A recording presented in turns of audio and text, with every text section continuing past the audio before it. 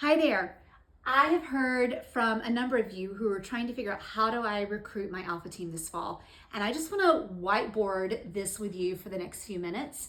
And so what I've put down are just a few things to consider as you're building your Alpha team. One, don't be afraid of small beginnings. Whether you're on your second Alpha this fall, you're brand new to Alpha, maybe you've tried Alpha before and you're trying to pick it back up again, don't be afraid of starting small. I also want you to know that we know that you've said yes to Alpha and we are praying for you by name and by church. So be encouraged that you're being prayed for. Also, keep in mind that there are people who are just waiting to be invited to be on your Alpha team. So I believe that there are people who are ready to be a part of this and they're waiting to be asked to serve on your Alpha team this fall. Okay, as you think about structuring your Alpha team, first, one of the very first things that you need to do after you've watched this is to go ahead and recruit 2 to 3 people who will form your prayer team. Now, these are folks that they're the ones who you call on anyway when you think about, hey, I've got a prayer request and I need prayer for this right now.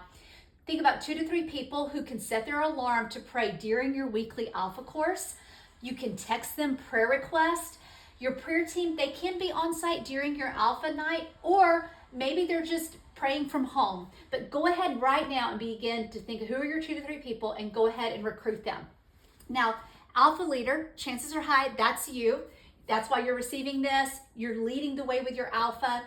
When you think about the Alpha leader, this is really the person who is giving oversight to admin and is kind of emceeing and hosting the Alpha course. Then you want to have your host and your helper.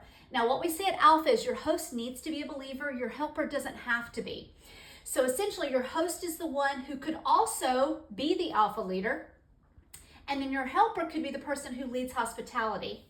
But you also could have a separate person who's doing hospitality. This is a person who's maybe greeting, providing the food, and cleaning up. So in an ideal scenario, you would want to have these 4 people on your Alpha team. But again, you can break this down. The host can also lead.